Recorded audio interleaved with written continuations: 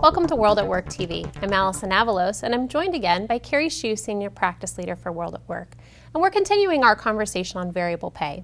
In this segment, part 2, we're going to talk more about incentive pay plans.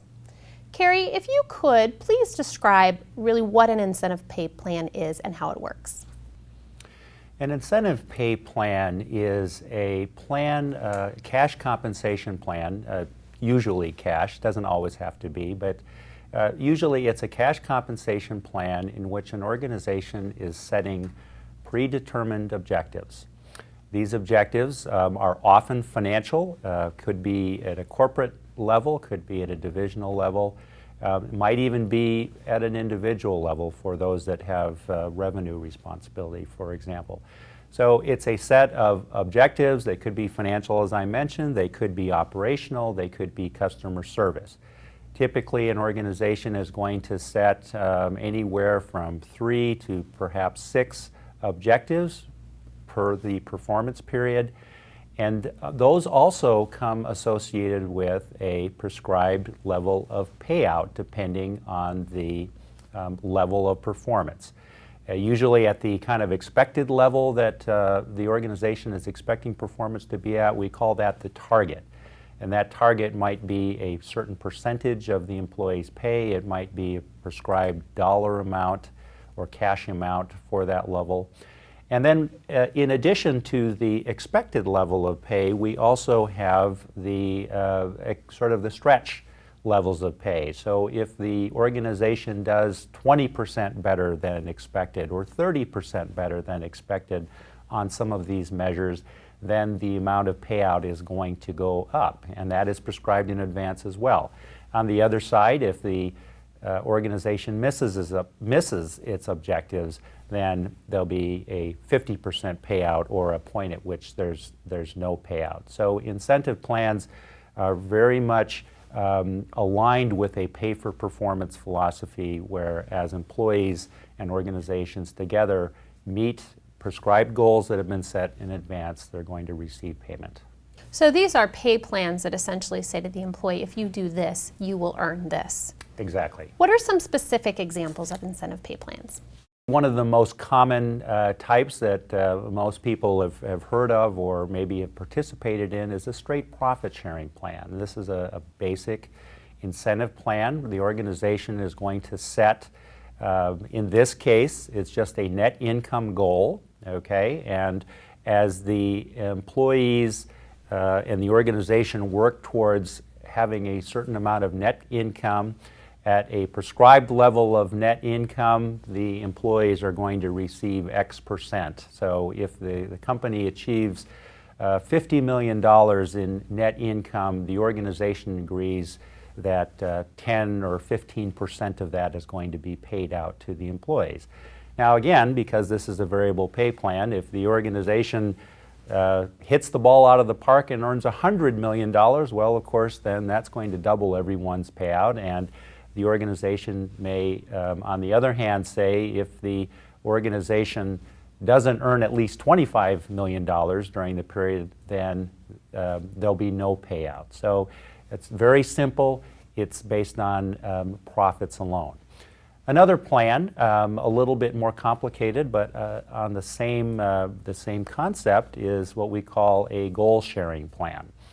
And this is really just the same thing as profit sharing, except now we are using more objectives other than just net income. We might use revenue, we might use earnings per share, we might use inventory reduction or cycle time or getting products to market time. We might use customer satisfaction goals. Okay, so the organization can pick and choose several goals. Some of them might be operational, some of them might be financial, and we can weight those. We can put more weight on, earnings per share is a key metric, and so we're going to put 40% of our weight on that and less on others. Then at the end of the period, we do the same calculation. How did we perform relative to each of those goals? We do the math, and the organization prescribes a payout for each individual. Could be high, it could be low, it could be zero. How about for individual incentive plans? Yeah, a key component is individual, and many organizations will have a combination of goals. Some of those might be divisional, some of those might be corporate, and then there might be an added component of an individual goal or set of goals. Many organizations find this very appealing because it's kind of a nice balance between we want to make sure that the organization does well and that we're all rowing together, so to speak, but also that the individual is also accomplishing his or her specific goals and objectives. So you will see plans that have a combination of corporate and individual objectives. Kerry, you have a lot of experience working with incentive pay plans. What are some of the advantages and drawbacks to using these types of programs? Well, a couple of advantages that come to mind, Allison. The first advantage is these types of plans, incentive plans, really, as I said before, they really get the organization kind of rowing in the same direction. So as you have maybe 3 to 5 corporate organizational goals, it sets in place for the employees, these are the key indicators that we're focusing on. This is where we want to go for this performance period, and it really helps the employees kind of all understand, hey, this is where we want to get to. So it kind of really has a nice way of kind of getting everybody on the same page.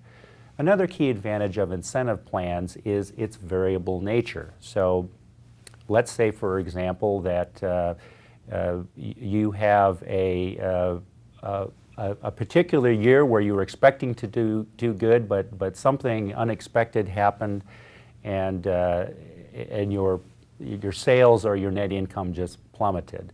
Well, if you just have this kind of static payment plan that just says we're going to pay a bonus of 10% to all employees, then the organization just had a terrible financial year, but they're on the hook for this 10% payout. What you result in is a lot of cash outlay by the organization for payroll expenses where you don't have the corresponding financial performance. So one of the key advantages to these variable pay plans is to the extent that you have financial objectives baked into these, then if the financial performance doesn't warrant it, you're not shelling out millions of dollars in payments. On the flip side, you have a couple of disadvantages that we need to be cautious of. And kind of to this point is we do have, in the planning process, all organizations are trying to do their best to plan for what they expect to happen, but as we know in this day and age, there are so many unexpected things that can happen. We could have a natural disaster. The stock market could crash in Asia or Europe. And despite the fact that employees in your organization are working really hard and they've done all the right things, there's been this extraneous event that has just kind of tanked your organization. And so, one of the drawbacks is that despite nothing wrong on the part of the employees, the financial performance of your organization, doesn't hit your objectives, and so there's no payout, and there's kind of this void. On the other hand, is what we call a windfall. So, for no reason of our own, we've had the opposite thing happen. Maybe there was some market event that made you the only supplier in your organization, and your profits just went through the roof. And so the employees were just going to work day after day, and there was this event that had sort of nothing to do with them in terms of what they did, but there was this huge windfall. So that's one of the other drawbacks and cautions. You can have these windfalls and these cave-ins. So these programs provide a nice opportunity to communicate with employees the goals and the objectives of the organization and align those with the rewards they're paying out, but there are some other considerations to keep in mind. Yeah, absolutely. Thanks, Kerry. Look for part 3 in this series on variable pay, where we'll dive into bonuses. For World at Work TV, I'm Allison Avalos.